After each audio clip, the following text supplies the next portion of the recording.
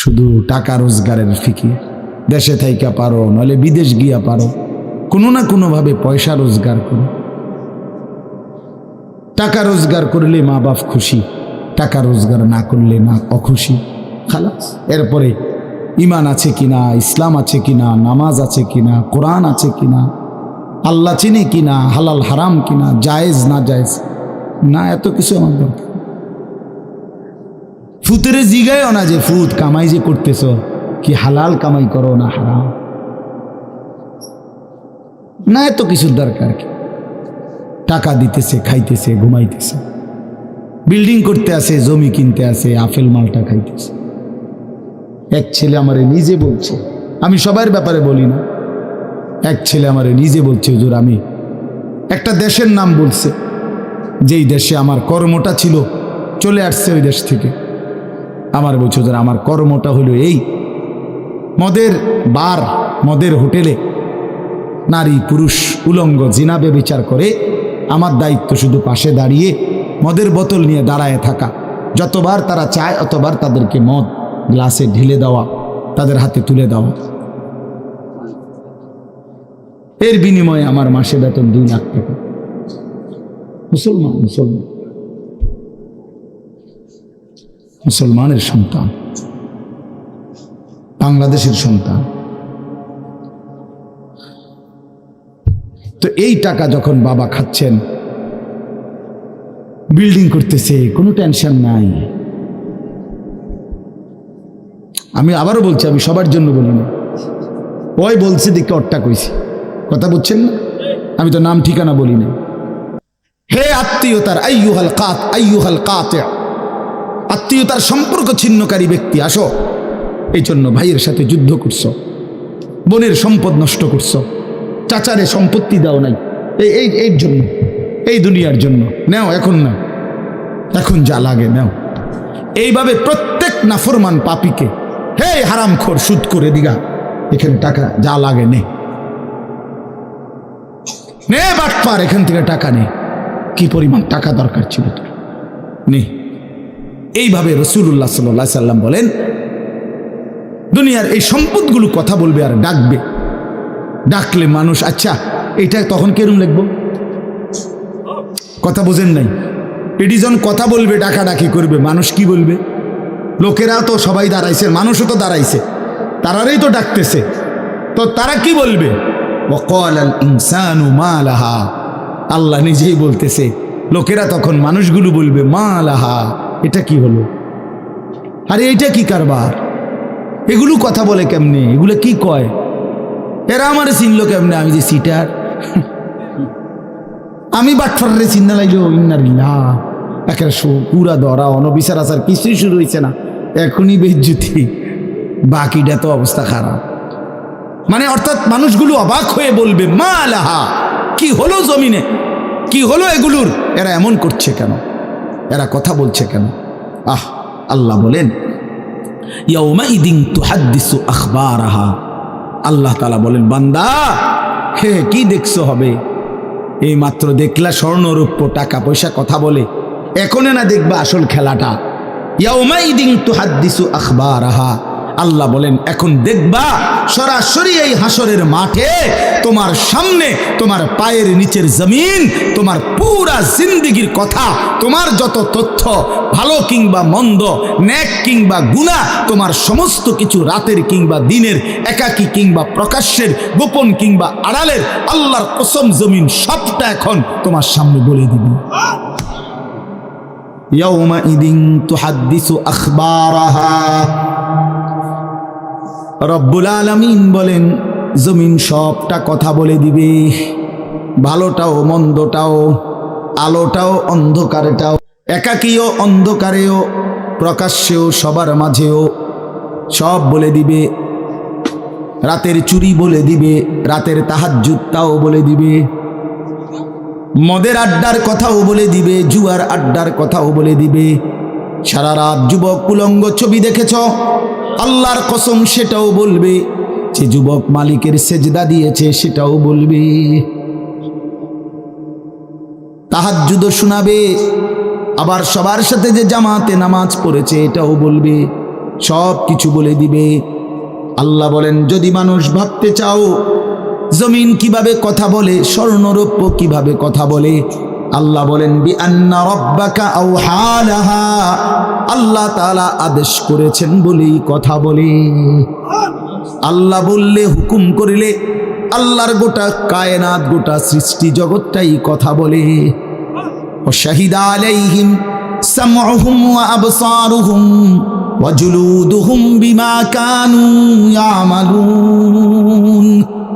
আল্লাহ বলে, হাসরের ময়দানে বান্দা, তোমার কান, তোমার চোখ, তোমার সারা দেহের চামড়া, জুলুদুহুম, তোমার সারা দেহের চামড়া, হাসরের ময়দানে তোমার পুরা জিন্দেগির কর্মকাণ্ড বলে দিবে। চামড়াগুলো বলবে, চামড়া, মানুষের শাহওয়াত চামড়াতে। এই জন্য সমস্ত যৌনতার ঘটনা, অসভ্যতার ঘটনা শরীরের চামড়া বলে দিবে। মানুষের শাহওয়াত চামড়া। কথা বুঝছেন কিনা? হ্যাঁ, চর্মে, চামড়ার মধ্যে শাহওয়াত, কামনা, বাসনা, যৌন চাহিদা। এই জন্য যত লোক দেখবেন বিভিন্ন হসপিটালে, যত ডাক্তার চর্মরোগের ডাক্তার, তত লোক যৌন রোগেরও ডাক্তার। হ্যাঁ হ্যাঁ, চর্ম ও যৌন রোগ বিশেষজ্ঞ। এটা একই বিষয়, একই চ্যাপ্টার। চামড়া মানে আল্লাহ তাআলা বলেন, তোমার চামড়া বলে দিবে কত রাত, কত দিন নারীর প্রতি অবৈধ আগ্রহ, অস্থিরতার, বেহায়াপনার, অসভ্যতা করেছিলে।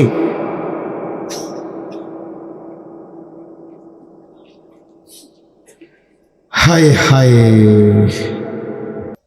এজন্য নওজোয়ান ছেলে, তোমরা সবাই ভাই কষ্ট করে বসো। যে যে পাশে দাঁড়িয়ে আছো, আল্লাহর ওয়াস্তে বসো। কষ্ট হলেও বসো ভাই, বসে শুনলে বরকত হবে। মোবাইলটা হাতের যাদের, এটা বন্ধ করে দাও। হাতে ধরা যেই মোবাইলগুলো, এগুলো বন্ধ করে দাও ভাই, এগুলো নামায়ে ফেলো। আমাদের চেহারার দিকে তাকাইয়া আল্লাহর কথা মনোযোগ দিয়ে শুনলে লাভ হবে। আসলে বাস্তবতা হলো, প্রতিটা আয়োজন কষ্টের আয়োজন। এক একটা মাহফিলের মধ্যে অনেক মেহনত করতে হয়। 2 টাকা, 10 টাকা, 20 টাকা, 50 টাকা একত্র করেই এরপর একটা মাহফিল। এক মুঠে কেউ টাকা দেয় না, অনেক জনের কাছ থেকে বারবার গিয়ে কষ্ট করে নিয়ে সবাই মিলে মিশে একটা মাহফিল। প্যান্ডেল, মাইক, পোস্টার, হ্যান্ডবিল, বক্তা, দাওয়াত দেওয়া, ঠিকমতো আসা, মেহমানদারি, আপ্যায়ন, সব মিলাইয়া অনেক কিছু, অনেক কাজ থাকে, অনেক পেরেশান। আমার মাদ্রাসায় আগামী 14ই ডিসেম্বর মাহফিল। তো গত 1 মাস থেকেই এই পরিকল্পনা, এটা হবে কোথায়, ওইটা হবে কোথায়, বক্তা বসবে কোথায়, শ্রোতা বসবে কোথায়, প্যান্ডেল হইলে কোন দিক দিয়া, এই কত কিছু যে লিখছি আমরা। তো এতে বোঝা যায় যে অনেক কিছু। এই সবটুকু কষ্ট করে যদি শুধু কেবল আসলাম আর গেলাম, কিছুই শুনলাম না, বুঝলাম না, কিছু গ্রহণ করলাম না, তো কি লাভ হলো ভাই? এই কষ্টের এই ইন্তেজামের মধ্যে ফায়দা কি? এই জুয়েল ওর কথা বারবার আমার কাছে বলছে। মাঝখানে আমি গত বছরে খুব সম্ভব ডেট দিতে পারি না, তো আবদার ছিল, আমি এবছর বলছিলাম যে ডেট মিলাই দেব, তো দেওয়া হয়েছে। আসলে সবাইরই ব্যস্ততা, সবাই কষ্ট করেই ইন্তজাম করতে হয়েছে। এই জন্য আমি অনুরোধ করি, সবাই আমরা, ছেলেরা তোমরাও ভাই বসো, ভাই ওই ছেলে বসো না বাবা, এনে বসো, বসো। এই ছেলেরা তোমরাও বসো ভাই, যে কদ্দুরেই শুনো, অসুবিধা নাই, যতক্ষণই শুনো। ফ্যান্ট যদি বেশি সিফা হয় তো সোজাই আসো, বসো না। অনেকের ফ্যান্টে সমস্যা, এটা এত সিফা যে গোলামের প্যান্ট ফিন্দাই দিছে, এই জন্য এটা দিয়ে বসতে পারে। এটা জানুন না? না, এটা ঐতিহাসিক তথ্য, মানে দুষ্টামি না। যাদের প্যান্ট সিফা, এটা হলো গোলামের পোশাক, মানে কৃতদাসের পোশাক। হ্যাঁ, এটা হলো আফ্রিকান, যাদেরকে দিয়ে পৃথিবীতে কৃতদাসের কাজ করাইতো, অর্থাৎ এই ভেড়া, বকরি, উট, দুম্বা, এগুলো লালন পালনের কাজ করাই তো তাদেরকে এরকম সিফা প্যান্ট ফেলে, মানে টাইট, কেন? যাতে বসতে না পারে। হ্যাঁ সত্যি, এটা ঐতিহাসিক কথা, যাতে বসতে না পারে, কাজে যাতে ফাঁকি দিতে না পারে, এই জন্য এদেরকে এই চিপা প্যান্ট এটা পরায় দিচ্ছে। নাহলে এটা কোনোভাবেই সুস্থ স্বাভাবিক কোনো মানুষের পোশাক না। সামান্যতম সুস্থতা আছে যার ভিতরে, সে এত টাইট এটা পরে কি বেচারা হাঁটে কেমনে, বসে কেমনে, পেশাব পায়খানার জরুরত আছে মানুষের, তাইলে এটা পড়া মানে দাঁড়াইয়া প্রস্রাব করা ছাড়া তো অন্য কোনো সিস্টেম নেই, নাহলে এটা সে কীভাবে বসবে? তাইলে এত কষ্ট করে মানুষের পোশাক আল্লাহ তাআলা নাজিল করেছেন। ইয়া বনি আদমা কাদ আনজালনা আলাইকুম লিবাসান, কোরআন শরীফে আছে। আল্লাহ বলেন, হে বনি আদম, আমি আল্লাহই তোমাদের উপরে পোশাক নাজিল করেছি। পোশাক আল্লাহর দেওয়া। এই যে মানুষ পোশাক পরার এই অনুভূতি, এটা আল্লাহর দেওয়া। আদম আলাইহিস সালামকে আল্লাহ তাআলা সৃষ্টি করে পোশাক ছাড়া পেশ করে নাই ফেরেশতাদের সামনে। কি মনে হয় আপনার? খোলামেলা, বুঝছেন না কথাটা? তো ওনার গায়ে কি ছিল? পোশাক ছিল। তো আল্লাহ তাআলা যখন থেকে আদমকে সৃষ্টি করলেন, তখন থেকে আদমের গায়ে পোশাকও দিল। সেই থেকেই পোশাক, ইউয়ারি সাওআতিকুম ওয়ারিশা, এটা স্পষ্ট। আল্লাহ বলছে দুইটা উদ্দেশ্যে পোশাক দিলাম। এক, এটা তোমাদের লজ্জা ঢেকে দিবে, আর ওয়ারিশা, এটা তোমাদের সৌন্দর্যের উপকরণ হবে। তাহলে এটার মধ্যে একটা আর্ট আছে, সৌন্দর্য আছে, এটা লজ্জা ঢাকবে। এখন যদি লজ্জাই না ঢাকে, এটা যদি সতরই না ঢাকে, তো এটা হলো কি? আল্লামা তকি উসমানী দামাত বারাকাতুহুমুল আলিয়া হজরত বলছেন যে কোনো মানুষের, পুরুষের সতর কোমর থেকে নিয়ে, নাভি থেকে নিয়ে হাঁটু, তো এটুকু জায়গা এভাবে ঢাকতে হবে। একে তো মোটা হইতে হবে কাপড়, যাতে করে পাতলার কারণে চামড়া দেখা না যায়। আরেকটা হলো এতটুকু ঢিলে ঢালা হইতে হবে, যাতে করে এতটা টাইট হইয়া না লাগে, যেন অঙ্গ প্রত্যঙ্গ, রান, পিছনের অংশ কার কেমন এটা বোঝা না যায়, স্বাভাবিক যেন ঢিলে ঢালা হয়। নাই তো এটা কি হয় না, পোশাক হয়। একবারে শরীর সাইজ কাইটা বানানো, এটা কোনোভাবেই সৌন্দর্য না। তো এই জন্য এটা গুরুত্বপূর্ণ বিষয়। এটা বলে অনেক সময় অনেকেরই দেখি, এই বেচারা আমাদের সাথেও কোনো সময় দেখা করতে আসলে মাদ্রাসায়, মনে করেন মাহফিলের দাওয়াত দিতে আসছে, অথবা এমনি দেখা করতে, তো আমাদের তো নিচে বসতে হয়, চেয়ার টেবিল নাই। তো এই নিচে বসতে কইলে আর বই তারা এটারে টানতে টানতে ফ্যান যান শেষ। বেচারা নিজেও কষ্টে প্যারেশানিতে পড়ে, আমরাও প্যারেশানিতে পড়ি। এই জন্য স্বাভাবিক ঢিলে ঢালা পোশাক পরা উচিত, একটু যেন করে চলতে ফিরতে আরাম হয়। ভাই তোমরা বসতে না, তোরা এখান থেকে চলে যাও, বেটা অপদার্থ কোথাকার, যাও এখান থেকে বেটা, হ্যাঁ যাও। তোমার মতো দু চারজন শ্রোতা না হলে কি ফালতু কোথাকার। এতবার বললাম, এটা বসতে ক্ষতি কি? আল্লাহর কথা বসে শুনতে হয়। এটা এতবার একটা কথা বলতেছি, এটা যদি গুরুত্ব না হয় তো এটা কি হলো আমাদের বলেন? আল্লাহর কথা বসে শুনতে হয়, এটা তো একটা সার্কাস না। কি বলেন, এটা কি একটা সার্কাস? তাইলে কোরআন শরীফে আছে এটা। মুসা আলাইহিস সালামকে আল্লাহ তাআলা তুর পাহাড়ে জুতা খুলতে বললেন কেন? জুতা খুলে বসবার জন্য। আল্লাহর কথা বসে শুনতে হয়, জুতা খুলে শুনতে হয়, তাইলে নিজের মধ্যে পরিবর্তন আসে। আদব ছাড়া এলেম হয় না। কোরআন সুন্নাহর যে জ্ঞান, এই জ্ঞানের জন্য আদব জরুরি, অন্য পড়ার জন্য এটা এতটা জরুরি। বাংলা, অঙ্ক, ইংরেজি, পদার্থ, জীববিজ্ঞান পড়ার জন্য পেশাব করে ফানি লন লাগে না, বুঝেন না? দাঁড়াইয়া বসুক, বসে পড়ুক, বসে পেশাব করুক, এতে কোনো অসুবিধা নেই। কিন্তু আল্লাহর কোরআন পড়বার জন্য, রাসূলুল্লাহ সাল্লাল্লাহু আলাইহি সাল্লামের সুন্নাহ পড়বার জন্য প্রস্রাব করে ঢিলা নিতে হয়, টয়লেট পেপার ব্যবহার করতে হয়, পানি ব্যবহার করতে হয়, পবিত্র হইতে হয়। হ্যাঁ আসো আব্দুর রহমান, তুমি এনে আও। না না না, এখানে আসো। তো এই জন্য এটা জরুরি বিষয়। আমাদের কোরআন এবং সুন্নার এলেমের জন্য আপনার আদব জরুরি, আখলাক জরুরি, তহারত জরুরি।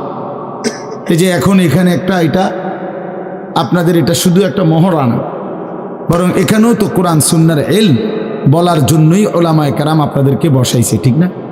তো তাইলে আদব জরুরি। মৌলানা ইয়াহিয়া বয়ান করতেছিলেন, হ্যাঁ আল্লাহ তাআলা, আমি যেটুকু আইসা মাত্র শুনলাম, আল্লাহ তাআলা হাসরের ময়দানে এক কদম পাও বাড়াইতে দিবেন, জিন্দিগির প্রতি ইঞ্চির হিসাব হবে। আন উমরিহি ফিমা আফনাহু, পুরা হায়াত বান্দা কোথায় ব্যয় করেছো বলো আমাকে, আমার দেওয়া হায়াত। ওয়া আন শাবাবিহি ফিমা আবলাহু, শুধু যৌবনটা কোথায় ব্যয় করেছো সেটা আমাকে আলাদা বলো। ওয়া আন মালিহি মিন আইনা ইকতাসাবাহু ওয়া ফিমা আনফাকাহু, প্রতিটি টাকার ব্যাপারে হিসাব দাও। দুইটা, এক, টাকাটা কামাই করছো কেমনে, ব্যয় করেছো কোথায়। ওয়া মাদা আমিলা ফিমা আলিমা, যা যা শিখেছিলা, জেনেছিলে, শুনেছিলে, তা কি পরিমাণ আমল করেছো সেটা বল, সেটা বল।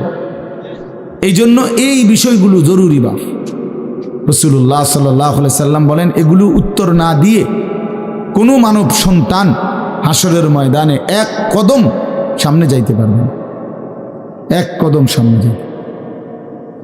কোরআনুল কারীমের মধ্যে আছে, আল্লাহ তাআলা বলেন, ফাওয়ারাব্বিকা লানাসআলান্নাহুম আজমাইন আম্মা কানু ইয়ামালুন। আল্লাহ তাআলা বলেন, আমার কসম, মানে আল্লাহর কসম, আল্লাহ নিজের কসম করে বললেন, আমি অবশ্যই তোমাদেরকে জিজ্ঞেস করব, অবশ্যই অবশ্যই সকলকে, আজমাইন, সকলকেই আমি আল্লাহ জিজ্ঞেস করব, আম্মা কানু ইয়ামালুন, দুনিয়ার হায়াতে যা তোমরা করেছিলে। এই জন্য আল্লাহ তাআলার আড়াল হওয়ার কোনো সুযোগ নেই, হিসাবের বাইরে আমরা কেউ না। আল্লাহ তাআলা বলেন, সুম্মা লাতুসআলুন্না ইয়াউমা ইদিন আনিন নাঈম। আল্লাহ তাআলা বলেন, ওই বাবা, আরে কি প্লাস্টিকে না, কথা বলো কেন? আল্লাহ তাআলা বলেন, আমার দেওয়া প্রতিটি নিয়ামত সম্পর্কে অবশ্যই আমি তোমাদেরকে জিজ্ঞেস করব, প্রতিটা নিয়ামত। হাদিসের মধ্যে আছে, আল্লাহ তাআলা জিজ্ঞেস করবেন, নবী সাল্লাল্লাহু আলাইহি সাল্লাম বলেছেন, আল্লাহ জিজ্ঞেস করবেন, আলাম নসিহ জিসমাক, বান্দা আমি মোট এতদিন তোমার শরীর সুস্থ রাখি নাই, সেইটুকু শুকর কি আদায় করেছো বলো। অনুরভিকা মিনাল মা, আমি কি তোমাকে প্রতিবার তৃষ্ণার্ত অবস্থায় পানি পান করিয়ে তোমার তৃষ্ণা নিবারণ করি নাই? যতবার পানি পান করছো, তো এরপরে আমার কি শুকর আদায় করছো বলো বান্দা। আহা বদনসিব মুসলমান তো আলহামদুলিল্লাহ বলতেও জানেন, পানি পান করে সেরা যে একবার আলহামদুলিল্লাহ বলবে, এটুকু তো জানেন, এটুকু তো জানেন। তাইলে এই জন্য বললাম, আমরা কিন্তু প্রত্যেকেই আমাদের হায়াত, ইয়াহিয়ার ওই কথার থেকে আমি বললাম, আমাদেরকে উত্তর দিতে হবে। ওয়াকিফুহুম ইন্নাহুম মাসউলুন। আল্লাহ তাআলা বলেন, হাসরের ময়দানে ফেরেশতাদেরকে বলবেন, আমার বান্দাদেরকে দাঁড় করাও, তাদেরকে এখন জিজ্ঞেস করা হবে একজন একজন করে। ওয়াকুল্লুহুম আতিহি ইয়াউমাল কিয়ামাতি ফারদান। আল্লাহ বলেন, সকলকে আমি আল্লাহর সামনে আসতে হবে একজন একজন। ফারদান অর্থ ওয়াহিদান, একজন একজন আমার সামনে এসে দাঁড়াও, আমার সামনে তুমি একাকী উত্তর দিবে, কোনো দুভাষী থাকবে না, একাকী উত্তর দিবে। এই জন্য বাপ আমার, এটা জরুরি বিষয়, আমাদের জন্য জরুরি বিষয়। আমরা যেন আমাদের জিন্দেগির কদর করি। ছেলেরা তোমাদেরকেও বলি, ভাই হায়াত এই শুধু শুধু কাটাইয়ার মধ্যে কোনো ফায়দা নেই। বুট খাইতে খাইতে নষ্ট করে দিলা জীবন, সামান্য মোবাইলের জন্য জীবন। একটা মোবাইলের আর কতই দাম, 12, 14, 18 হাজার টাকা। তো এই সামান্য টাকার একটা মোবাইল, এর জন্য এত সুন্দর হায়াত শেষ করে দেওয়া, এটা ঠিক না। বন্ধুদের আড্ডায় 5 ঘন্টা 6 ঘন্টা জীবন শেষ করে দিলেন। আল্লাহ আমাদেরকে বুঝ দান করেন। এজন্য চলেন প্রতিটা মাহফিলের বয়ান মনোযোগ দিয়ে শুনবেন, জুমার নামাজের বয়ান মনোযোগ দিয়ে শুনবেন। যখনই ওলামায়ে কেরাম কথা বলে মনোযোগ দিয়ে শুনলে ধীরে ধীরে পরিবর্তন হয়। মানুষ একদিনে বদলায় না, এটা আমরাও জানি।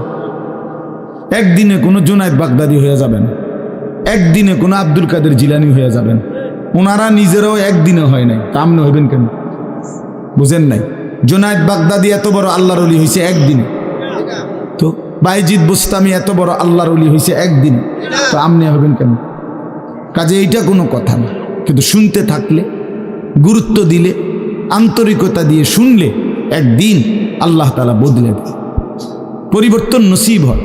এই পৃথিবীতে অগণিত মানুষ যারা জালেম ছিল, নাফরমান ছিল, পাপী ছিল, হাজারো অন্যায়ের মধ্যে ডুবা ছিল, এমন মানুষও আল্লাহর দয়ায় কোনো একদিন রাত গভীরে, কোনো একদিন দিনের আলোতে, কোনো সামান্য কথায়, কোনো সামান্য ঘটনায় জিন্দেগি বদলায় ফেলছে।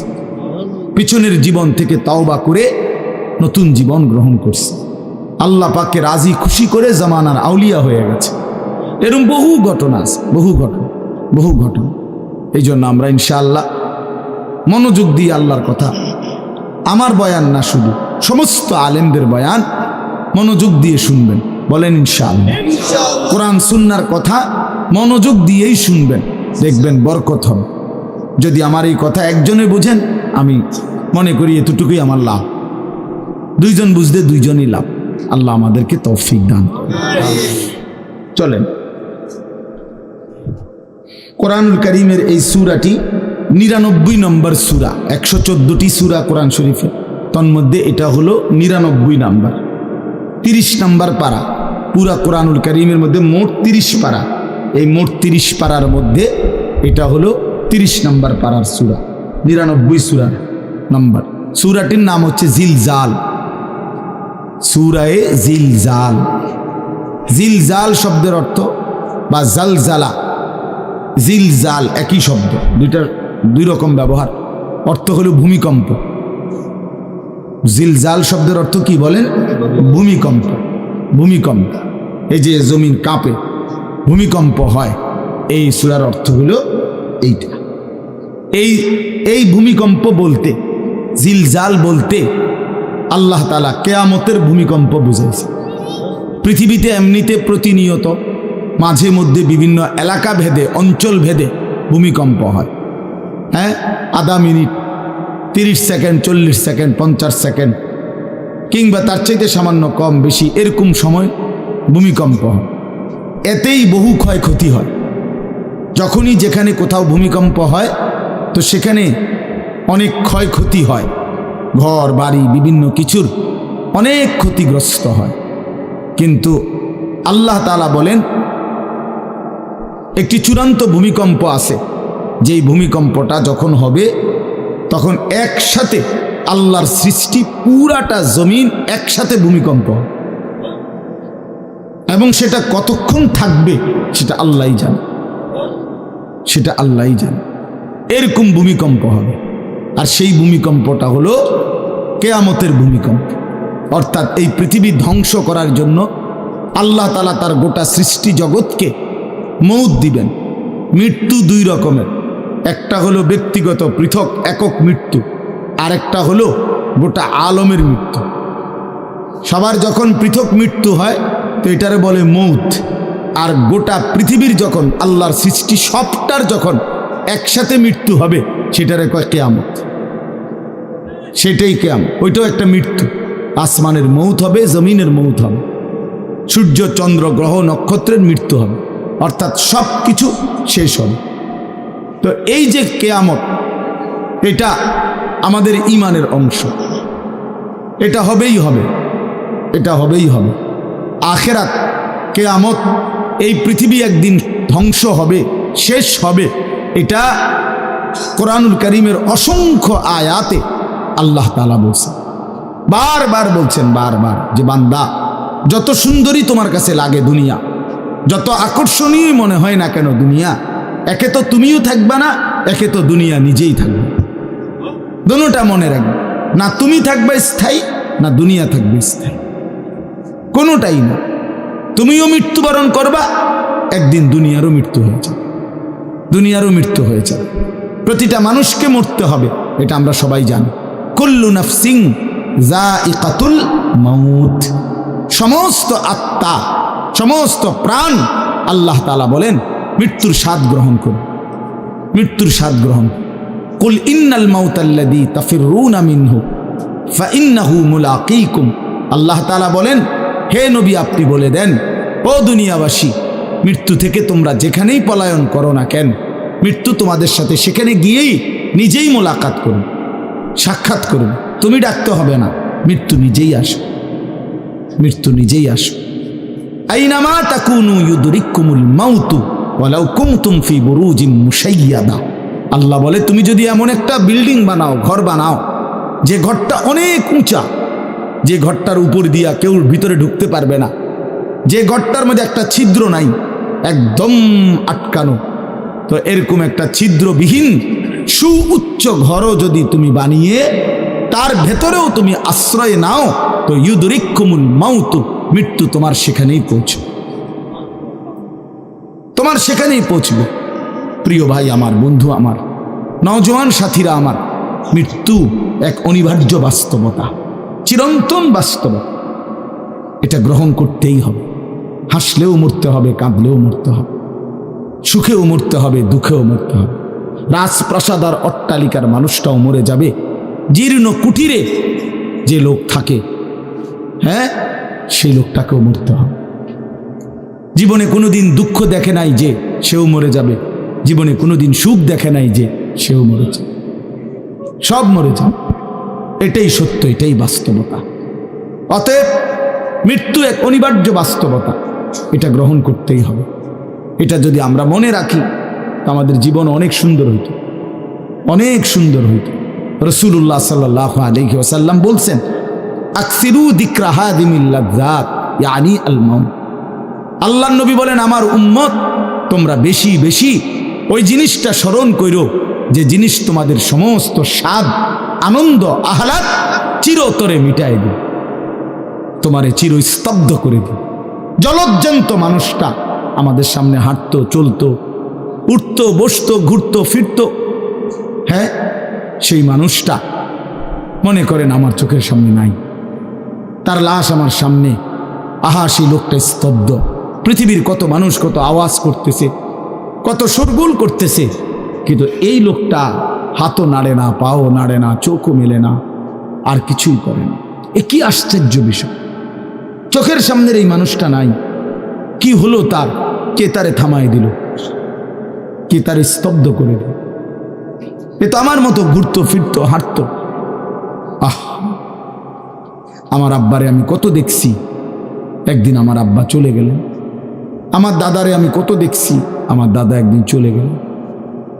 আমার জ্যাঠারে আমি দেখে আসছি, দোয়া করে আসছি, ফু দিয়ে আসছি। এক সপ্তাহ পরে জ্যাঠা ইন্তেকাল করলেন, আবার এক সপ্তাহ পরে আমি গিয়া জ্যাঠার জানাজা পড়াইছি। এই তো বাস্তবতা। যুবক ভাই, তুমিও মনে রাখো, বয়স্ক বাবা আপনিও মনে রাখেন। হাসান বসরি রহমতুল্লাহ আলাই একজন বড় বুজুর্গ ছিলেন। উনি বলতেন, তিনি যখন কোনো যুবককে দেখতেন আর বয়স্ক দেখতেন, তো তিনি যুবকদেরকে বলতেন, ইয়া মা'শারাশ শাবাব ইন্না যারআ কাদ তুদরিকুল আহাতু ক্বাবলা আন ইয়াবলুগা। তিনি উপদেশ দিতেন, হে যুবকগণ শোনো, সব ফুল, সব ফল, সব গাছ চারা পরিপক্ক পাকা পর্যন্ত পৌঁছায় না, তার আগেই অগণিত ফুল, অগণিত ফল, অগণিত চারা গাছ ঝরে যায়, ঝরে যায়। এটা উনি মনে করাইতেন মৃত্যুর কথা। উনি এটা বুঝাইতেন, যুবক তুমি দেখো, একটা আম গাছের মধ্যে যতগুলো মুকুল ধরছে ফুল, সবগুলো আম হয় না। যতগুলো আম ধরছিল ছোট ছোট, সবগুলো বড় পাকা পর্যন্ত যায় না, তার আগেই ঝরে যায়। ঝরেই যায় বেশি, থাইকা যায় অল্প। তার মানে যুবক, কিশোর, তরুণ এই বয়সেই মৃত্যু হয় বেশি, বৃদ্ধ পর্যন্ত পৌঁছে কম। পুরা বাড়িতে অনেক সময় এমন হয় একজনও বয়স্ক লোক নাই, একজনও নাই। আমার ঘর, আমার বাপ চাচাদের যে ঘর, সেখানে আপনার এখন আমার চাচাতো ভাই, জ্যাঠাতো ভাই, আমার ভাই বেরাদর সব মিলাইয়া আমাদের ছেলে পেলে ভাই বাতিজা মিলে না হয়তো 60-70 জন আছি আমরা, কিন্তু আমাদের একজনও বয়স্ক লোক নাই। আমার দাদাও নাই, দাদিও নাই, জ্যাঠাও নাই, চাচাও নাই, আমার আব্বাও নাই, কেউ নেই। তাইলে কেন এমন হলো? তাহলে বোঝা গেল অধিকাংশই ঝরে যায়, কবরে চলে যায়, মৃত্যু হয়ে যায়। এই জন্য ধোঁকা না খাওয়া। আরেকটা হলো বয়স্ক লোককে দেখলে উনি বলতেন, হাসান বসরি রহমতুল্লাহ আলাইহি, ইয়া মাশারা শুয়ুখ, হে বৃদ্ধগণ। উনি তাদেরকে জিজ্ঞাসা করতেন যে মা ইউনতাজারু বিসসারআ ইযা বালাগা, যখন কোনো ফসল পাইকা যায় তখন আর বাকি থাকে কি? কি বাকি থাকে? কাটা। কথা বলে না, কি বাকি থাকে? ক্বালু আল হাসাদ, বা কাটাটা বাকি থাকে, পাইকা তো গেছে। তার মানে আপনারা পাইকা তো গেছেন, বয়স তো হয়েই গেছে, আর শুধু মৃত্যুটা বাকি, আর শুধু মৃত্যুটা বাকি। তাইলে যুবককে বলতেন, তুমি ভেবো না তুমি বৃদ্ধ হবা, কারণ অসংখ্য ফুল তো আগেই ঝরে যায়, অসংখ্য ফল তো আগেই ঝরে যায়, অসংখ্য গাছ তো আগেই ঝরে যায়। আবার বৃদ্ধকে বলতেন যে আপনার তো আর কিছুই বাকি নাই, আপনি তো পাইকেই গেছেন, এখন শুধু কাটা, কবর, মৃত্যু ছাড়া আর বাকিটা কি? তাহলে মৃত্যু ভুলে না যাওয়া, মউত ভুলে না যাও। রাসূলুল্লাহ সাল্লাল্লাহু আলাইহি ওয়াসাল্লাম বলেন, কাফা বিল মাউতে ওয়াইজান, নবীজি বলেন কোনো মানুষ যদি মৃত্যুর কথা স্মরণ করে তার ওয়াজের জন্য, নসিহতের জন্য এটাই যথেষ্ট, এটাই যথেষ্ট।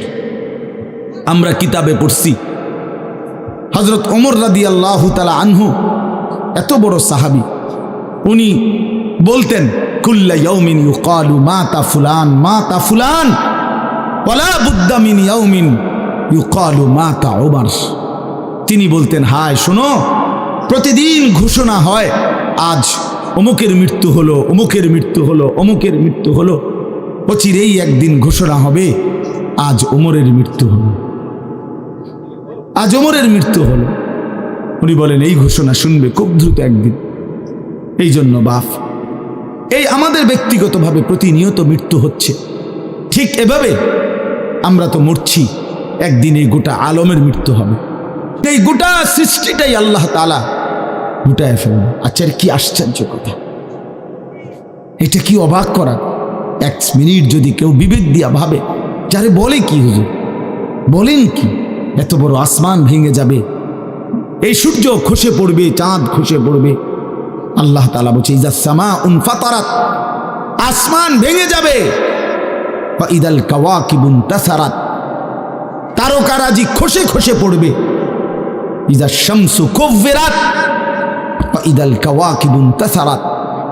আল্লাহ তাআলা বলছেন সূর্যটা গুটায় ফেলা হবে, পাহাড়গুলো বালির মতো, তুলার মতো উঠতে থাকবে।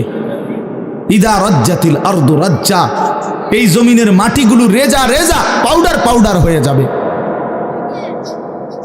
ইদাল বিহারু ফুজ্জিরাত, সমুদ্র, খাল, বিল, নদীর পানিগুলো সব টকবগে উতরাইয়া গরম হইয়া বাষ্পের মতো উড়ে যাবে।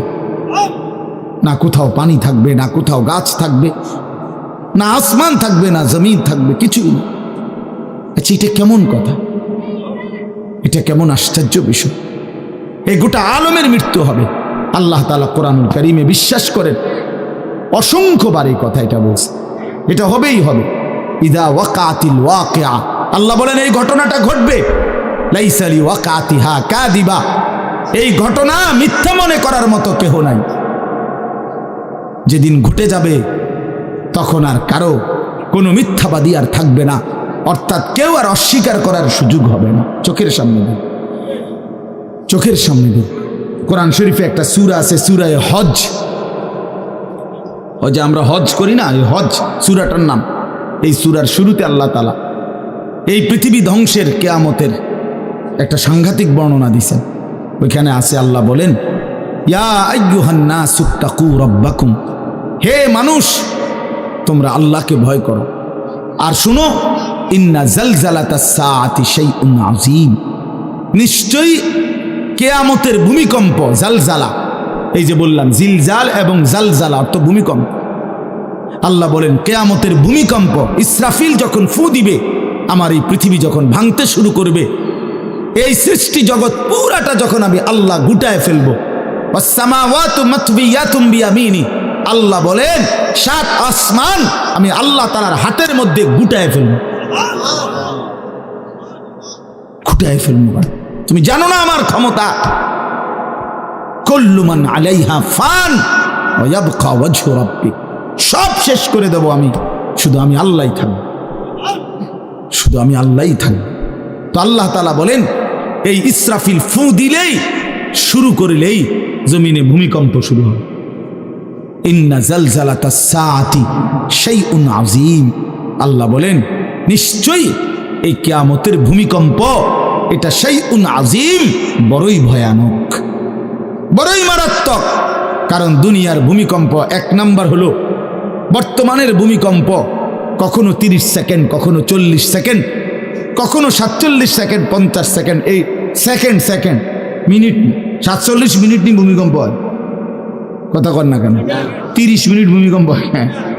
30 মিনিট ভূমিকম্প হইলে আমাদের 14 গোষ্ঠী থাকবে নি কেন? 30 সেকেন্ড, 40 সেকেন্ড হয় ভূমিকম্প।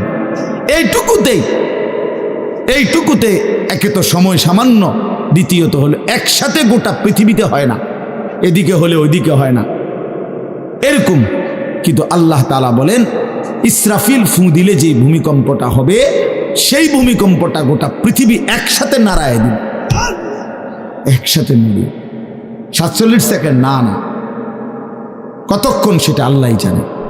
তখন অবস্থা কি হবে? মানুষের আতঙ্ক, এই ভূমিকম্পে আতঙ্ক।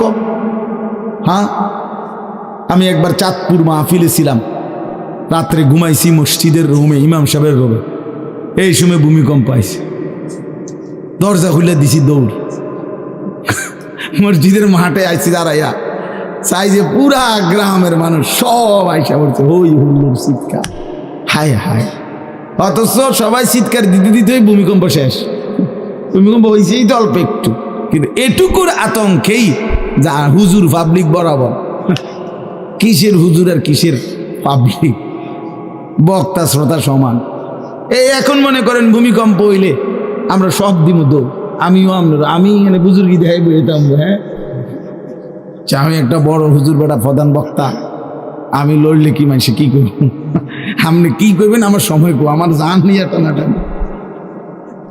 আল্লাহু আকবার। তো এই সামান্য ভূমিকম্প, কিন্তু আল্লাহ তাআলা বলেন ইসরাফিল সিংহা ফু দিলে যে ভূমিকম্প হবে বান্দা, সেটা বড়ই ভয়ানক, সেটা সারা পৃথিবী নড়বে একসাথে। তখন কি হবে মানুষের আতঙ্ক?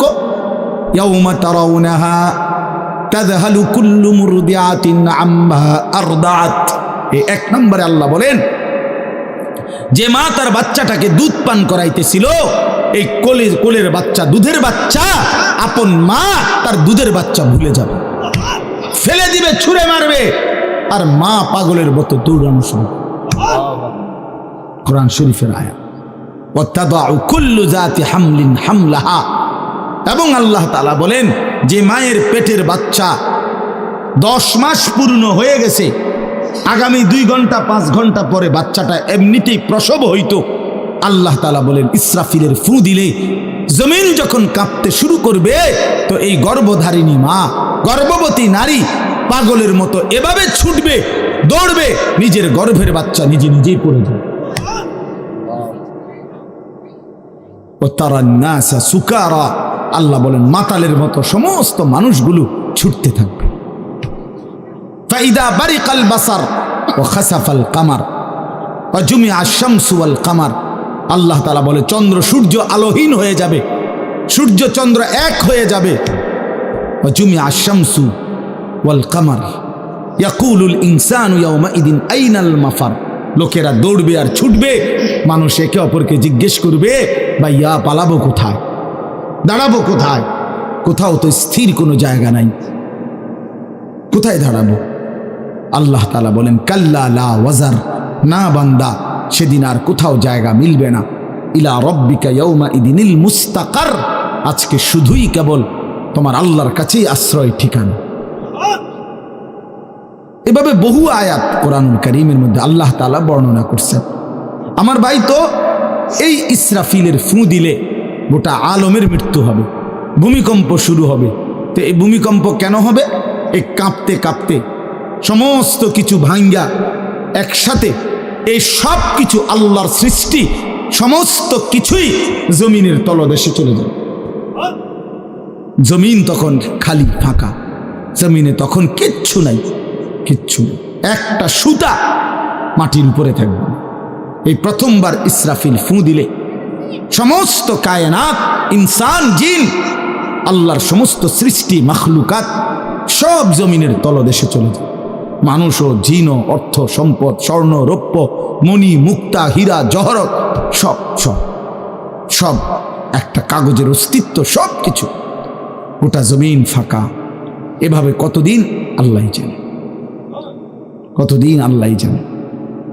হ্যাঁ মা ভাই, এরপরে একটা নির্দিষ্ট সময় পরে আবার আল্লাহ তাআলা ইসরাফিলকে জীবিত করবেন, করে আবার আল্লাহ তাআলা দ্বিতীয়বারের মতো ফু দিতে বলুন। এই দুই ফুঁয়ের মাঝখানে কতদিন? নবী সাল্লাল্লাহু আলাইহি সাল্লামের এক হাদিসের মধ্যে বলছে 40 সাহাবীরা ব্যাখ্যা করছেন, মুহাদ্দিসিন, সেই 40টা হতে পারে 40,000 বছর। 40,000। এই জন্য বাপ একটা কথা হলো, সর্বশেষ যেই লোকটা কবরে যাবে, শেষ যেই ব্যক্তি মরবে পৃথিবীতে, হতে পারে তাকেও শুধু কবরেই থাকতে হবে 40,000 বছর। 40,000 বছর, এরপরে তো আখিরাত। এই 40,000 বছর যদি কবরে আযাব হয়, 40,000 বছর যদি কবরে আযাব হয় ভাই, তখন কি হবে? এবার ভেবে দেখেন, এখন যারা কবরে যাচ্ছে, হ্যাঁ, নূহ আলাইহিস সালামের জামানায় যারা মারা গেছে, ইব্রাহিম আলাইহিস সালামের জামানায় যারা মারা গেছে, নবীজি সাল্লাল্লাহু আলাইহি সাল্লাম তো 1,500 বছর আগে ইন্তেকাল করছেন, 1450 বছর আগে। তো ওই সময়ে যারা মারা গেছে তারা কবরে পড়ে আছে আজকে 1,500 বছর, 1,500 বছর, 1500 বছর। তাহলে নূহ আলাইহিস সালামের জাতি কত বছর থেকে পড়ে আছে? কোথায় নূহ নবী, কোথায় আমাদের নবী? কত ব্যবধান! এই জন্য বাপ, শুধুমাত্র কবরের বিষয়টাই তো সাংঘাতিক, আখিরাত তো পরে। শেষ ব্যক্তিটাও যদি কবরে থাকতে হয় 40,000 বছর, তো এখনকার মানুষগুলো আছে কত কাল ধরে।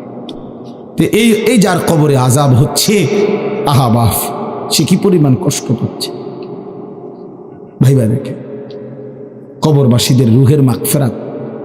আরে ভাইয়া, একবার চোখ বন্ধ করে 1 সেকেন্ড ভাবেন, আজ আমরা যাদের রুহের মাগফিরাত কামনা করলাম, এই 20 বছরের ব্যবধানে, 30 বছরের ব্যবধানে, 10 বছরের ব্যবধানে, 50 বছরের ব্যবধানে আবার এর পরের লোকেরা আমাদের রুহের মাগফিরাত কামনা করে। এটা কি পরিমাণ বাস্তবতা, কি পরিমাণ বাস্তবতা! এটাকে অস্বীকার করার, না বুঝার কিছুই নাই, মৃত্যুকে না বুঝার কিছুই নেই। কারণ এত বেশি জলজ্জান্ত আল্লাহ তাআলা এটা আমাদের সামনে দেখাইছেন, এত মানুষের মৃত্যু আল্লাহ আমাদের সামনে দেখাইছেন, এটাকে অস্বীকার করার, না বুঝার কিছুই নেই। তো চলেন, এরপরে আল্লাহ তাআলা ইসরাফিলকে আবার জীবিত করবেন। জীবিত করে আল্লাহ তাআলা ইসরাফিল আলাইহিস সালামকে বলবেন, ইসরাফিল, আবার তুমি সিংগায় ফু দাও।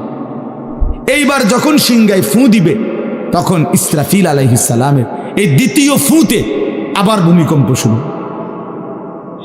আবার কি শুরু হবে? ও মাঝখানে ভাই, ওই ছেলে অপদার্থ, কথা বলো না, হাসাহাসি করো না, কারো কথা বাকি থাকলে, দুষ্টামি বাকি থাকলে উঠে চলে যাও, বাহিরে আলাদা জায়গা আছে। গাফেল সন্তান কোনো কিছুতেই যাকে কোনো আসর করে না। আহা, আপনারা জানেন না, আপনাদের এক এক ছেলের অবস্থা হলো কলিজাটা পাথর হয়ে গেছে, কোনো কিছুই তার কলিজা নাড়ায় না। এত শক্ত জানোয়ার যে খোদার 365 দিনে কোনো দিন ফজরের নামাজ পড়ে না, একদিনও না। মানুষের বাচ্চা এত বড় জানোয়ার হয় কেন? আরে তুই কোন মানুষের বাচ্চা? তুই কোন মার দুধ খাইলি? না ফরমান, কেমনে মানুষ হইল? এটা কি ধরনের মানুষ? একদিনও নামাজ পড়ে। ছি ছি ছি ছি ছি, মুসলমানের বাচ্চা এত বড় জানোয়ার হয় কেমনে? কোনদিন নামাজ পড়ে না, 6 মাসে 9 মাসে কোনদিন বলতে পারবে না নাফরমান। কোনদিন 5 ওয়াক্ত নামাজ পড়ছে কিনা? হায় হায়, এত বড় অসভ্য।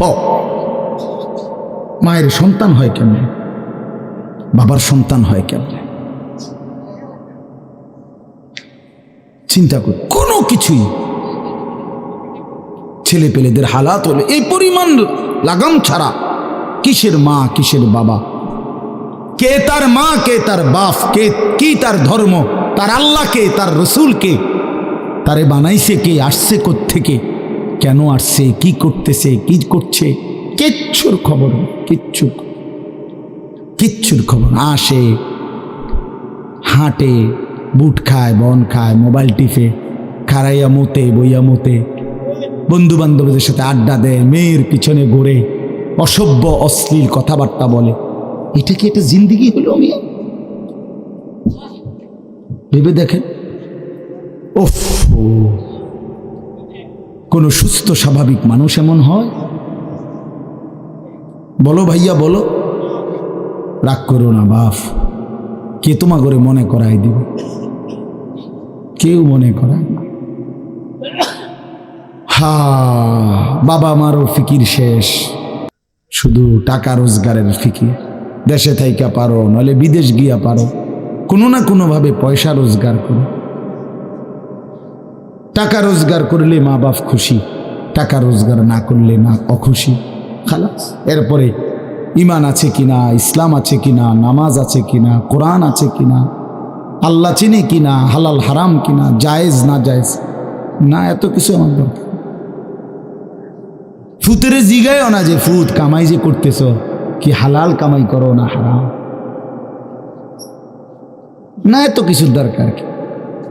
টাকা দিতেছে, খাইতেছে, ঘুমাইতেছে, বিল্ডিং করতে আসে, জমি কিনতে আসে, আপেল মালটা খাইতেছে।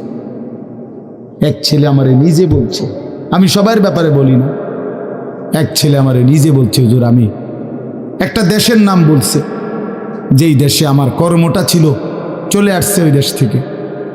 আমার বলছে, হুজুর আমার কর্মটা হলো এই, মদের বার, মদের হোটেলে নারী পুরুষ উলঙ্গ জিনা ব্যভিচার করে, আমার দায়িত্ব শুধু পাশে দাঁড়িয়ে মদের বোতল নিয়ে দাঁড়ায় থাকা, যতবার তারা চায় অতবার তাদেরকে মদ গ্লাসে ঢেলে দেওয়া, তাদের হাতে তুলে দেওয়া।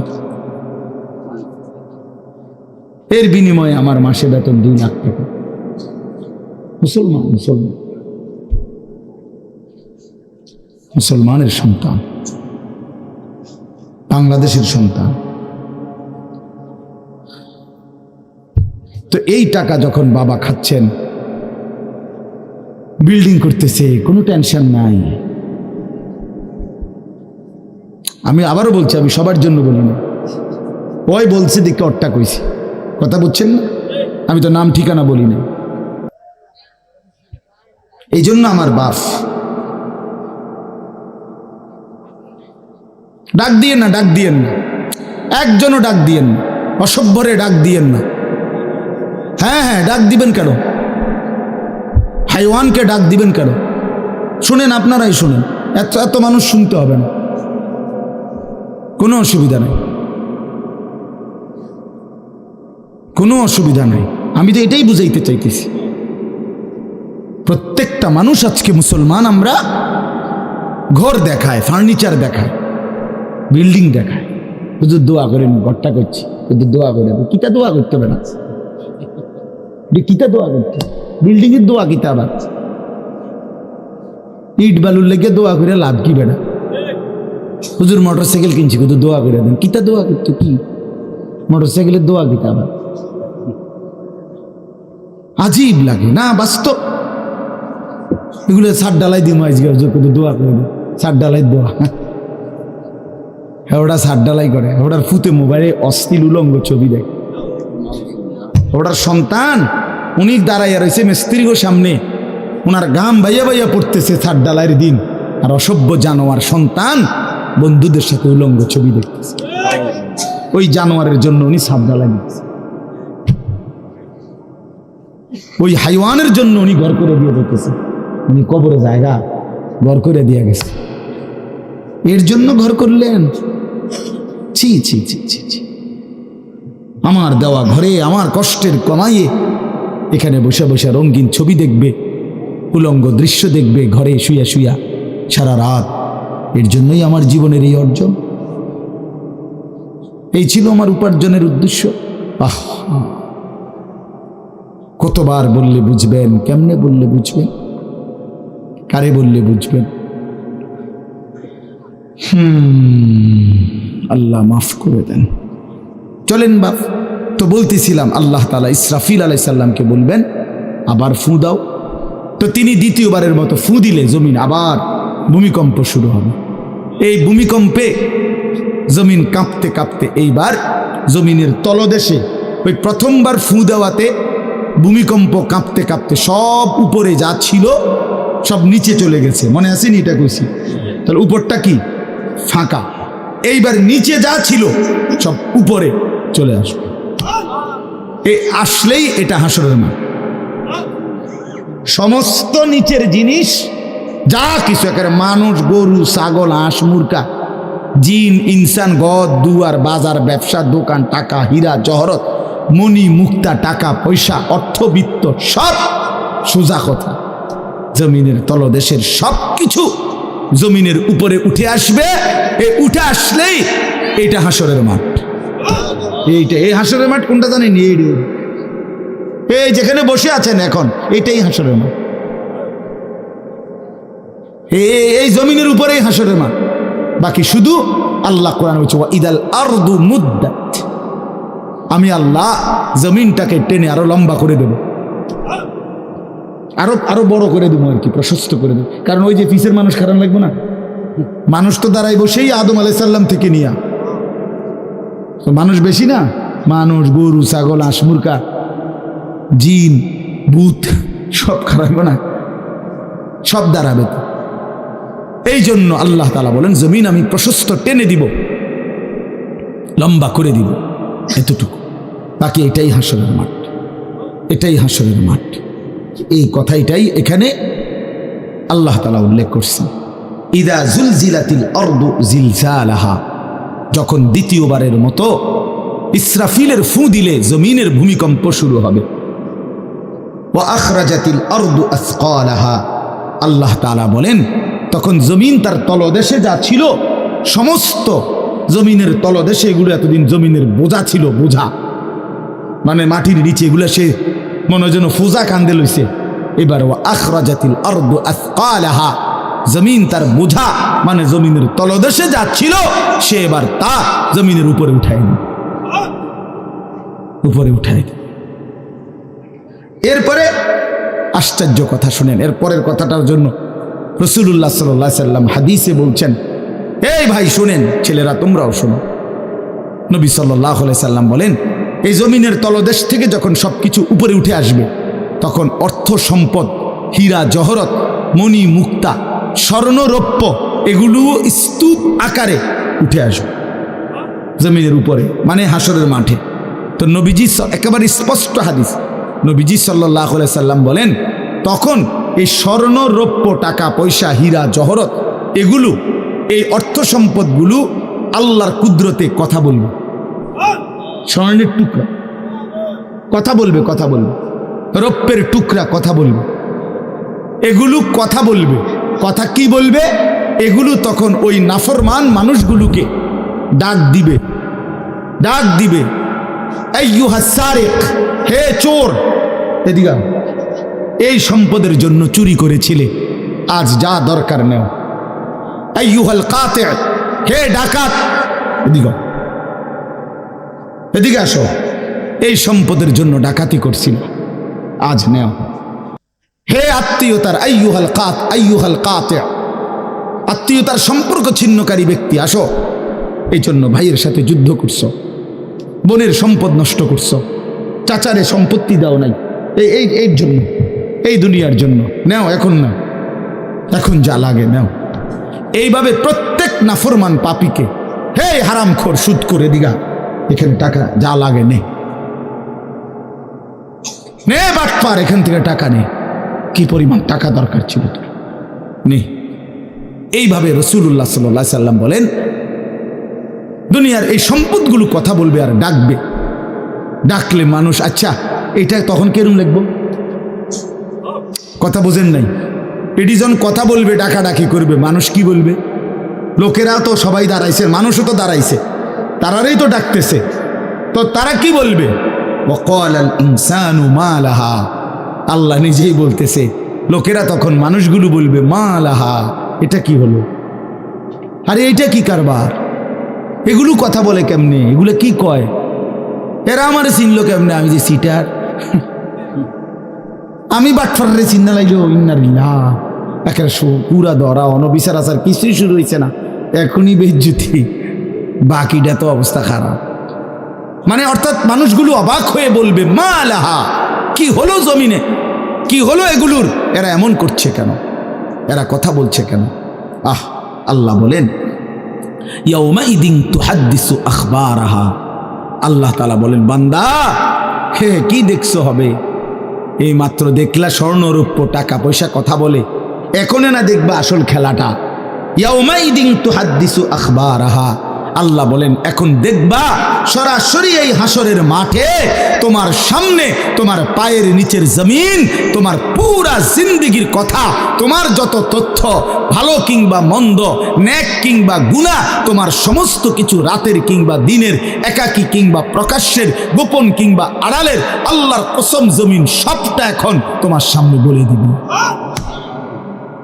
ইয়াউমাইদিন তুহাদ্দিসু আখবারাহা,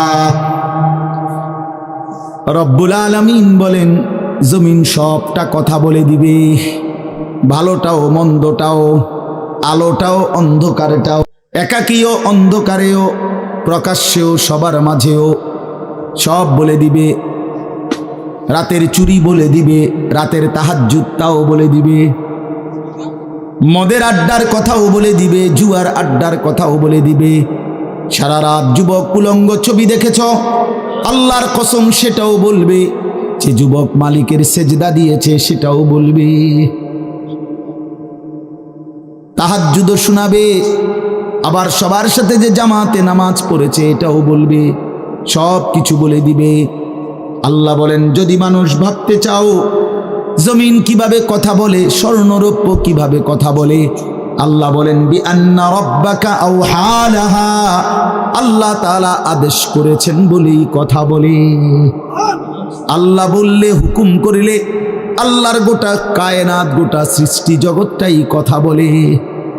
ও শাহিদা আলাইহিম সামউহুম ওয়া আবসারুহুম ওয়া জুলুদুহুম বিমা কানু ইয়ামালুন।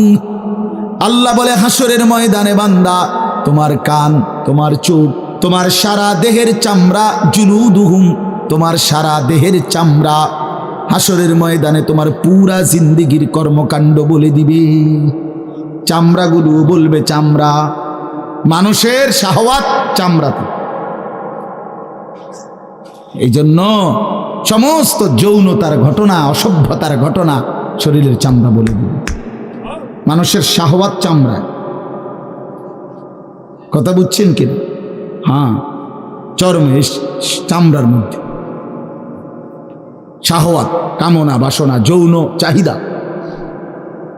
এই জন্য যত লোক দেখবেন বিভিন্ন হসপিটালে, যত ডাক্তার চর্মরোগের ডাক্তার, তত লোক যৌন রোগেরও ডাক্তার। হ্যাঁ হ্যাঁ, চর্ম ও যৌন রোগ বিশেষজ্ঞ, এটা একই বিষয়, একই চ্যাপ্টার।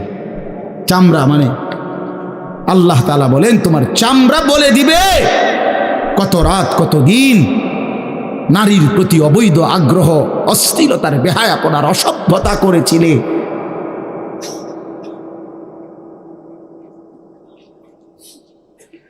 হায় হায়, বিআন্না রাব্বাকা আওহা লাহা, আল্লাহ বলেন আমি আল্লাহ হুকুম করেছি বলে কথা বল। এই জন্য আল্লাহ হুকুম করিলে চামড়াও কথা বলে, কানেও কথা বলে। এখন কি কানে কথা বলে না, কিন্তু সেদিন বলল চোখেও কথা বলল। এখন চোখ কথা বলে না, মানে সব কিছুর জবান খুলবে, সব কিছু। আপনারা বলেন, আমরা তো মনে করি জিহ্বায় কথা বলে না, জিহ্বায় কথা বলে না, আল্লাহর হুকুম হইলে কথা বলে। নাহলে যেই লোক বোবা তারও তো জিহ্বা আছে, আছে না? তো সে কথা বলে না। যেই লোক কানে শুনে না, তো তার কি আপনার এইভাবে কান বলতে কিছু নাই? তো সে শুনে না কেন, কথা বলেন না কেন? আল্লাহর হুকুম। যার চোখ, যে চোখে দেখেন, এই যে জুয়েল ভাই, আমি মূলত তার মহব্বতেই মাহফিলটা দিছি। তো এই যে দেখে না, তো তার এভাবে তো চোখ আছে, সে দেখে না কেন? আল্লাহ তাআলার হুকুম নাই বলে দেখে, ঠিক কিনা বলেন না কেন? মজার বিষয় হলো রাসূলুল্লাহ সাল্লাল্লাহু আলাইহি সাল্লাম হাদিসে স্পষ্ট বলেছেন, বিশ্বাস করেন, একেবারে বিশুদ্ধ হাদিস, আল্লাহ তাআলা তার দুইটা চোখ নিয়ে গেছে। নবীজি বলছেন, সে যদি সবর করে আল্লাহর হুকুমের উপরে চলতে পারে, রাসূলুল্লাহ সাল্লাল্লাহু আলাইহি সাল্লাম বলেন, আল্লাহ তাআলা তাকে এই দুইটা চোখ নিয়ে যাওয়ার কারণে, অন্ধ বানানোর কারণে সে যে সবর করলো, আল্লাহ রসুল বলছেন আল্লাহ তাআলা নিশ্চিত তাকে জান্নাত দান করবে। এই জন্য তুমি ভাই সবর করো। মালিকের এই দুনিয়া দেখতে পারলা না, তো অপেক্ষা করো, একদিন জান্নাত দেখবা, জান্নাতের হুর দেখবা, তো আরো মজা হবে যে আমি প্রথমেই জান্নাতি দেখলাম, জান্নাতি দেখলাম। যা মালিক, দুনিয়া দেখলাম না তোমার, তুমি আমারে জান্নাত দেখাই। আল্লাহ তৌফিক দান করুন। ইয়াউমাইদিন ইয়াসদুরুন নাসু আশতাতান লিয়ুরাউ আমালাহুম, আল্লাহ বলেন তখন দলে দলে ফেরেশতারা মানুষগুলোকে লাইনবদ্ধ, সারিবদ্ধ করে দলে দলে বানাবে। লোকেরা পরস্পর, প্রত্যেকটা মানুষকে ফেরেশতারা আলাদা আলাদা গ্রুপ বানিয়ে দেবে হাসরের ময়দানে। তখন প্রত্যেকে এই গ্রুপে গ্রুপে, দলে দলে লিউরাউ আমালাহুম, নিজেদের আমল নামা, নিজেদের আমল দেখবার জন্য সামনে এগিয়ে যাবে। অর্থাৎ প্রত্যেককে তার আমল নামা দেখবার জন্য, দেওয়ার জন্য নির্দিষ্ট জায়গায় নিয়ে আসবে। নেওয়ার পরে সেখানে প্রত্যেকের ফাইল, প্রত্যেকের খাতা, আমল নামা তার হাতে তুলে দেওয়া হবে। দিলেই সে দেখবে। আল্লাহ বলতেছেন, ফামান ইয়ামাল মিসকালা যাররাতিন খায়রান ইয়ারা, এক বিন্দু, এক অণু পরিমাণ, পরমাণু পরিমাণ, সামান্য থেকে সামান্য পরিমাণও নেকি, কল্যাণ, তাও তুমি দেখতে পাবা। ওমান ইয়ামাল মিসকালা যাররাতিন শাররান ইয়ারা, বিন্দু থেকে বিন্দু মন্দ যা করেছিলে তাও তুমি দেখতে পাবে।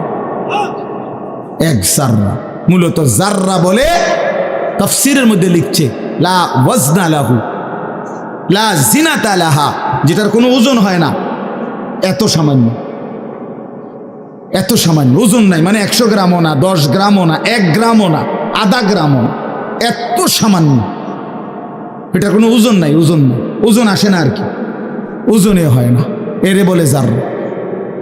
তাফসীরের মধ্যে লিখছে, কোনো ব্যক্তি, হযরত আব্দুল্লাহ ইবনে আব্বাস বলেন, কোনো ব্যক্তি যদি মাটিতে এমনি হাত মারে, মানে হাত লাগাইয়া আবার উঠাই লাইছে, তখন এই যে বালুগুলো লাগছে, এই বালুর যেগুলো হাত থেকে ঝরে পড়ে কণা, এগুলো তার চাইতে সামান্য এক জাররা। আমার উস্তাদ বলছিলেন ছাত্র জীবনে আমাদেরকে, যে মানুষ যে কাপড় ধুইয়া চিপে, কাপড় এমনি চিপ্পা রৌদ্র দেয় না, মানে চিপ্পাই তো ফানি ফেলায়, তো কাপড় চিপ্পা সাইরা মানুষের একটা স্বভাব হইল রৌদ্র দেওয়ার আগে এটার একটা ঝাড়া মারে, লুঙ্গিটারে একটা আগে কি মারে, ঝাড়া দিয়া এরপরে দেয়। এই যে লুঙ্গিটা ঝাড়া দিলে যে ছোট্ট ছোট্ট পানির ফোঁটা ছিটকাইয়া পড়ে, এই ফোঁটা, এগুলো পিচ্ছি পিচ্ছি, এগুলো এক একটা জাররা, অথবা তার চাইতে ছোট। এটার ওজন আসবে না, এটা 1 গ্রামও হবে না, আধা গ্রামও হবে না। এই সামান্য ভালোটাও তুমি দেখবা, মন্দটাও দেখবা। কেমনে আড়াল করবেন ভাই? নিজেকে আড়াল করবেন কেমনে? বাপ যুবক, তুমি কেমনে আড়াল করবা? কোরআন শরীফে আছে, আল্লাহ বলেন, ইয়াউমা তুবলাস সারাইর, বান্দা আমি হাসরের ময়দানে তোমার অন্তরের গোপন বিষয়গুলো, যেগুলো কেউ শুনে নাই, তুমিও বলো নাই, শুধু মনে মনে কল্পনা করছিলা ভালো কিংবা অসৎ, সেগুলো হাসরের ময়দানে তোমার সামনে খুলে দেব। হ্যাঁ, আফালা ইয়ালামু ইযা বু'সিরা মা ফিল কুবুর ওয়া হুসিলা মা ফিস সুদূর। আল্লাহ তাআলা বলেন এই বুকের ভিতরে, অন্তরের ভিতরের যেই কথাগুলো সেগুলো খুলে দেব। এই জন্য আজকে আমার কথা এখানে শেষ। আমি এতটুকু কথাই বলতে চাই, এই ৯৯ নম্বর সূরাটা আমাদেরকে এই কথার সবক দিচ্ছে যে আমরা আমাদের জিন্দেগির ১ সেকেন্ড একটি নিঃশ্বাস আড়াল করবার সুযোগ নেই। হিসাব দিতে হবে, হিসাব দিতে হবে। ১ মিনিট, ১ সেকেন্ড, ১ পলক, ১ লম্হা, ১ মুহূর্ত আমাদের আড়াল করবার সুযোগ নাই ভাই। ভালোটার প্রতিদানও নিতে হবে, মন্দটারও প্রতিদান নিতে হবে। তাইলে কেন জীবন নষ্ট করব, কেন হায়াত নষ্ট করব? আমার অনুরোধ রইল, যতগুলো যুবক ছেলে আছো ভাই, তোমাদের কাছে অনুরোধ, মৌলানা কথা বলবে, এরপরে আরও একটু বয়ান হলে এরপরে দোয়া হবে, কিন্তু আমার মাঝখান দিয়ে এই কথাটাই আমি অনুরোধ করে বললাম, প্রত্যেকেই দয়া করে আল্লাহর ওয়াস্তে, আল্লাহর ওয়াস্তে নিজের জীবনের কদর করো ভাই। আমার এটাই শেষ কথা। যুবক ছেলেরা, তুমি আমার সাথে এখন যাইবা না, আমিও তোমার সাথে যাব না। এই দুনিয়াও যেমন আমি আলাদা চলে যাচ্ছি, আপনারাও আলাদা চলে যাবেন, কিন্তু বাস্তব কথা হলো আমি আপনি প্রত্যেকে আলাদা আলাদা কবরে, আখেরাতে আল্লাহর সামনে মুখোমুখি হইতে হবে। এই জন্য হাত জোর করে অনুরোধ করছি ভাই, নিজেরে নষ্ট করো না। একটা ছেলেও যদি বুঝো, আমার অনুরোধ রইল তোমার প্রতি, তুমি নষ্ট হইও না, চরিত্রহীন হইও না, তুমি হায়াতটা শেষ করে দিও, কষ্ট পাইবা। এই নারী ছবি, অশ্লীল দৃশ্য, উলঙ্গপনা, বেহায়াপনা, এই জেনা ব্যভিচারের দৃশ্য, এগুলো দেখো না। চেষ্টা করো 5 ওয়াক্ত নামাজ পড়তে, 5 ওয়াক্ত নামাজ পড়তে হিম্মত করলে পারবা ভাই। পেশাব পায়খানার পরে টয়লেট পেপার ব্যবহার করো, পানি ব্যবহার করো, দেখবা শরীর পবিত্র থাকলে আল্লাহর ইবাদত করতেও মন চাই। মূলত মানুষ অনেকের যাদের নামাজ ছুটে যায়, তাদের একটা বড় কারণ হলো তার শরীর অপবিত্র, শরীর নাপাক, আর নাপাক দেখে নেক কাজের তামান্না, আগ্রহ জাগে না। এই জন্য এই যে পেশাব করে পানি নেয় না, টয়লেট পেপার ব্যবহার করে না, এই অসভ্য এই কারণে নামাজ পড়তে চায়। বাস্তব কথা, এর তখন আর হায়া লজ্জা থাকে না। এই জন্য সবাই মিলে ইনশাআল্লাহ নামাজ পড়ে নিজেদের স্ত্রী, কন্যা, বোনকে পর্দা পশিদায় রাখতে চেষ্টা করেন। যে মেয়েটার পর্দা নাই, যে মহিলার পর্দা নাই, বিশ্বাস করেন যে তার নিজের ইজ্জত, নিজের কদর, নিজের সতীত্ব, নিজের পর্দার কদর বোঝে না। এটা কোনো নারী না, এটা কোনো মহিলা না, এটা প্লাস্টিক জাতীয় কিছু হইতে পারে। এটা এক ধরনের প্লাস্টিক, এটা এক ধরনের অসভ্য। যে নারী বেপর্দা, যেই মেয়ে দুশ্চরিত্র, যেই মেয়ে চরিত্রহীন, যেই মেয়ে বেহায়ার মতো চলে, সে শুধু নিজের ক্ষতি করে না, সে একটি সমাজ নষ্ট করে, একটি মহল্লা শেষ করে। এই আগুন সারা মহল্লায় জ্বালায়া দেয়, তার রূপের যৌবনের আগুন জ্বালায়া অসংখ্য যুবকের জিন্দগি নষ্ট। এই জন্য ওই জানোয়ার মনে রাখতে হবে, ওই অসভ্য নারী, যতগুলো ছেলে তাকে দেখে অবৈধ কামনা বাসনা করছিল, এই সমস্ত যুবকের সমপরিমাণ গুনাহ ওই অসভ্য মেয়ে, ওই নর্তকী, ওই ব্যভিচারিণী নারী তাকে ভোগ করতে হবে। এত সোজা না। এই জন্য বাবাদেরকে বলি, ছেলেদের দিকে কদর করেন, মেয়ের দিকে নজর দেন, স্ত্রীর দিকে নজর দেন। ওই খাট পালং দেখাইয়েন না, বিল্ডিং উল্ডিং দেখাইয়েন না, ইতান দেখাইয়া লাভ নাই। উঠতে লাইলে সবারই ঘুমাইয়া লাগে, পরিশ্রম করে ঘুমাইলে এত কিছু লাগে না। কত মানুষ আছে এরকম যারা ফাওটাও দোয় না, জুতাই নাই, বেটা ফাও দিব কি দিয়া বেটা। হ্যাঁ, সময় করুন। এতটা ক্লান্ত থাকে যে শুইলেই কি এসে পড়ে ঘুম আইসা। আল্লাহ আমাদের সবাইকে কদর করার তৌফিক দান করেন। আজকের এই মাহফিলকে আল্লাহ তাআলা ভরপুর বরকত দান করেন। আল্লাহ তাআলা আপনাদের সবাইকে কবুল আর মঞ্জুর করেন।